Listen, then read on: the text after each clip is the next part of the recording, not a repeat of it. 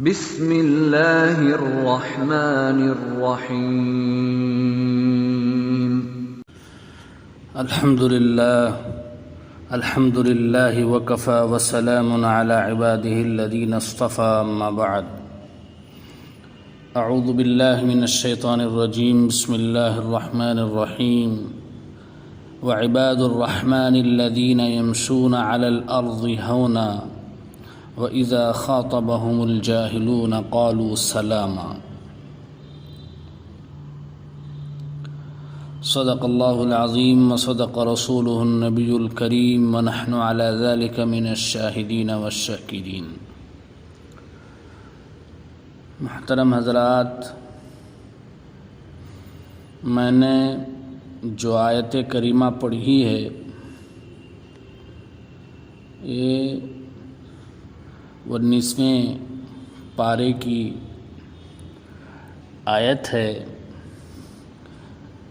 اس میں اور اس کے بعد کی آیتوں میں اللہ رب العزت نے اللہ کا خاص بندہ بننے کا طریقہ بتایا ہے، اللہ کے خاص بندوں کی پہچان بتائی ہے، جس سے معلوم ہوتا ہے جو بھی شخص اللہ کا خاص بندہ بننا چاہتا ہے اس کو چاہیے کہ وہ اپنے اندر ان اوصاف کو پیدا کرے جن اوصاف کو اللہ رب العزت نے ان آیتوں میں بیان فرمائے۔ بزرگوں اور دوستو، آج ان اوصاف میں سے صرف 2 وصف کی وضاحت کی جاتی ہے۔ اہل اللہ کی، اللہ کے خاص بندوں کی پہلی صفت اللہ نے یہ بیان فرمائی ہے، الذین یمشون علی الارض ہونا۔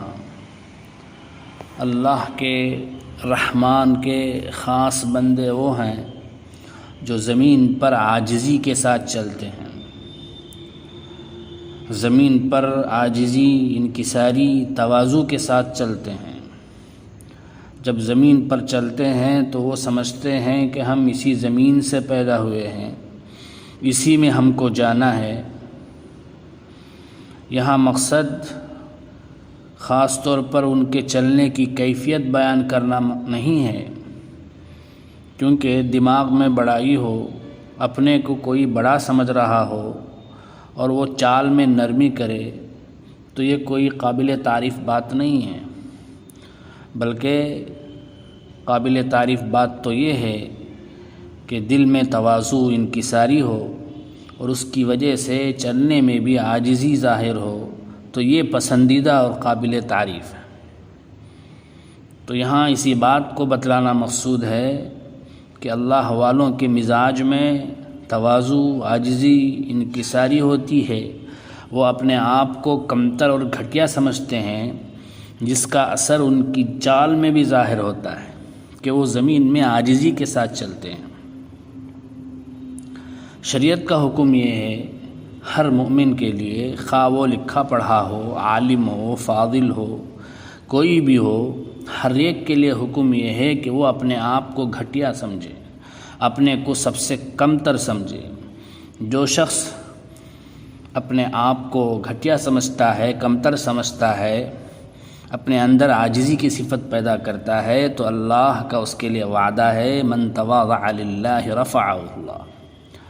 اللہ کے نبی صلی اللہ علیہ وسلم نے فرمایا، جو شخص بھی تواضع اختیار کرے گا اللہ اس کو بلندی عطا کریں گے، رفعت عطا کریں گے۔ بزرگوں اور دوستو، تواضع اور عاجزی یہ نہیں ہے کہ زبان سے اپنے آپ کو خاکسار، خاک پائے، حقیر کہہ دے، بلکہ تواضع کا معنی یہ ہے کہ اپنے کو اللہ کے نزدیک کمتر اور گھٹیا سمجھے، کہ اللہ کے یہاں میرا مرتبہ گھٹیا ہے، میں سب سے کمترین انسان ہوں۔ اب یہاں ایک سوال پیدا ہوتا ہے کہ ایک شخص پڑھا لکھا ہے، نماز روزے کا پابند ہے، عالم ہے، فاضل ہے، سنت کی پیروی کرنے والا ہے، تو وہ ایسے شخص سے جو کہ جاہل ہے، نماز کا تارک ہے، اس سے اپنے کو کیسے گھٹیا سمجھے؟ پہلا شخص اپنے کو دوسرے کے مقابلے میں کیسی گھٹیا سمجھے؟ تو بزرگوں اور دوستوں، بات دراصل یہ ہے کہ بڑھیا اور گھٹیا ہونے کا دار و مدار خاتمے پر ہے۔ یہ کسی کو پتہ نہیں جو عالم باعمل ہے اس کا خاتمہ کیسے ہوگا، جو جاہل ہے اس کا خاتمہ کیسے ہوگا۔ ہو سکتا ہے کہ جاہل کا خاتمہ اچھا ہو جائے، ایسا ہو بھی سکتا ہے، کوئی بعید نہیں۔ اس کی مثال بالکل ایسی ہے جیسے کہ ایک شاہی محل ہے، اس پر جانے کے لیے ایک سیڑھی ہے، زینہ ہے، جس میں 100 سیڑھیاں ہیں کہ اس کے ذریعے سے شاہی محل میں جانا ہوتا ہے۔ اب ایک شخص 90 سیڑھی پر پہنچ گیا اور ایک شخص جو 10ویں سیڑھی پر ہی ہے، تو 90 سیڑھی والے کو یہ خیال نہیں کرنا چاہیے کہ ہم منزل پر پہنچ گئے، کیونکہ ہو سکتا ہے کہ پیر پھسلے اور وہاں سے گرے تو بھیجا بھی نکل آئے، اور یہ 10ویں سیڑھی نمبر پر رہنے والا ہلکے ہلکے چڑھتے ہوئے اوپر کو پہنچ جائے، اس کا بھی امکان ہے۔ اس لیے آدمی کو لگے رہنا چاہیے، کام کرتے رہنا چاہیے اور ڈرتے بھی رہنا چاہیے، نہ معلوم ہمارا خاتمہ کس حال میں ہوگا۔ دوسری بات، افضل ہونے کا دار و مدار اچھائی اور برائی پر ہوتا ہے۔ جس کے اندر برائیاں زیادہ ہوں وہ گھٹیا، جس کے اندر برائیاں کم ہوں وہ بڑھیا۔ اور ہر شخص کو دوسری کی برائیاں کم ہی معلوم ہوتی ہیں، زیادہ سے زیادہ 2-4 معلوم ہوتی ہیں، مگر اپنی برائیاں حد سے زیادہ معلوم ہوتی ہیں۔ اس لحاظ سے بھی ہم کو کہ چونکہ اپنی برائیاں زیادہ معلوم ہیں، اس لیے ہمیں اپنے آپ کو گھٹیا سمجھنا چاہیے، اور دوسروں کی برائیاں چونکہ کم معلوم ہیں اس لیے ان کو، دوسروں کو اپنے سے بڑھیا سمجھنا چاہیے۔ اللہ کی عظمت اور بڑائی کا حق بھی یہی ہے کہ اس کے سامنے ہر شخص عاجزی اختیار کرے، اپنے کو گھٹیا سمجھے۔ اسی لیے مومن کی شان یہ بتائی گئی، وَعِبَادُ الرَّحْمَنِ الَّذِينَ يَمْشُونَ عَلَى الْأَرْضِ هَوْنًا۔ رحمان کے بندے وہ ہیں جو زمین پر عاجزی کے ساتھ چلتے ہیں۔ اپنے کو اکمل تو سمجھنا جائز ہے کہ میں زیادہ لکھا پڑھا ہوں، مجھے زیادہ علم ہے، میری عمر زیادہ ہے، میرا تجربہ زیادہ ہے، لیکن افضل سمجھنا جائز نہیں۔ اکمل سمجھنا تو جائز ہے لیکن افضل سمجھنا جائز نہیں۔ تو اصل چیز یہ ہے کہ اپنے کو گھٹیا سمجھے، چاہے وہ وعظ کہیں، چاہے وہ تبلیغ کریں، چاہے وہ حدیث پاک پڑھائیں، چاہے وہ فقہ پڑھائیں، چاہے کسی کو تنبیہ بھی کریں، ڈانٹ ڈپٹ بھی کریں، مگر اپنے کو گھٹیا سمجھ کر کریں۔ مثلا بادشاہ کے بیٹے نے غلطی کی، حکم ملا کہ اس کو کوڑے لگاؤ، تو کوڑے لگانے والا جب کوڑے لگاتا ہے تو کیا اپنے کو بڑھیا سمجھتا ہے؟ ہرگز نہیں، وہ سمجھتا ہے کہ میں تو گھٹیا ہی ہوں، یہ شہزادہ ہے مگر حکم ہے اس لیے میں کوڑے لگا رہا ہوں۔ اس لیے نصیحت کرتے وقت بھی، پڑھاتے وقت بھی ہمیں یہ استحضار رہنا چاہیے کہ میں بھٹیا ہوں، کسی کو کیا پتا کہ ہمارا خاتمہ کیسا ہوگا۔ بزرگوں اور دوستو، آدمی جب اپنے کو گھٹیا سمجھے گا تو پھر کسی کو ستائے گا بھی نہیں، پریشان بھی نہیں کرے گا، بلکہ اس کو یہ فکر ہوگی کہ مجھ سے کسی کو کسی طرح کی بھی تکلیف نہ پہنچے، احتیاط سے کام لے گا، کبھی لڑے جھگڑے گا بھی نہیں۔ یہی معاملہ اگر ہر ایک کرنے لگے تو کتنی آسانی اور سہولت ہو جائے گی، ہر ایک آرام اور راحت کے ساتھ رہے گا، ایک دوسرے سے کسی کو خوف اور ڈر بھی نہیں ہوگا۔ اسی لیے تواضع اور عاجزی کو اللہ تبارک و تعالیٰ کے خاص بندوں کی پہچان بتائی گئی۔ تو بہرحال جو شخص اللہ کا خاص بندہ، سچا بندہ بننا چاہتا ہے، چاہیے کہ وہ اپنے اندر اس صفت کو پیدا کرے۔ بزرگوں اور دوستو، ہم اپنے اندر عاجزی اور پستی، عاجزی اور انکساری کیسے پیدا کریں؟ سیدھی سی بات ہے، آدمی میں برائی کا مادہ ہوتا ہے تو اس کے لیے تدبیریں اختیار کرے۔ جن کے دلوں میں عاجزی انکساری ہے ان کی صحبت میں بیٹھے، جن کو ایسے نسخے معلوم ہیں جن سے عاجزی انکساری پیدا ہو جاتی ہے، ایسوں سے اپنے حال کہیں، پھر وہ لوگ جو بھی علاج بتائیں اس پر پابندی کے ساتھ عمل کریں۔ قرآن پاک میں فرمایا گیا، وَكُونُوا مَعَ الصَّادِقِينَ، صادقین کے ساتھ رہو، صادقین اور کاملین کے طریقے پر چلو۔ روزانہ نماز میں بھی پڑھا جاتا ہے، اهدنا الصراط المستقیم، اے اللہ ہم کو سیدھے راستے پر چلائیے۔ سیدھا راستہ کیا ہے؟ وہ راستہ منعم علیہم کا ہے کہ جن پر اللہ نے اپنا انعام کیا، اپنا فضل کیا، ان لوگوں کا راستہ سیدھا راستہ ہے۔ ایک دوسری آیت میں اس کی تشریح فرمائی گئی کن لوگوں پر اللہ کا انعام ہوتا ہے. الذین انعم اللہ علیہم من النبیین والصدیقین والشہداء والصالحین وحسن اولئک رفیقا. جن پر اللہ نے انعام فرمایا یعنی انبیاء، صدیقین، شہداء، صالحین، یہ حضرات اچھے رفیق ہیں، ان کی رفاقت کتنی عمدہ ہے. تو تواضع پیدا کرنے کا ایک طریقہ تو یہ ہے کہ اہل تواضع کے پاس بیٹھیں، تو گویا یہ دوا ہے. دوسرا یہ کہ متکبرین کی حیت اختیار نہ کریں، یہ گویا پرہیز کے مانند ہے. مثل مشہور ہے، خربوزے کو دیکھ کر خربوزہ رنگ پکڑتا ہے. متکبرین کے ساتھ بیٹھے گا تو متکبرین کی نقل کرے گا، ان کی حیت اختیار کرے گا، تو کیا ہمارے اندر تکبر پیدا نہیں ہوگا؟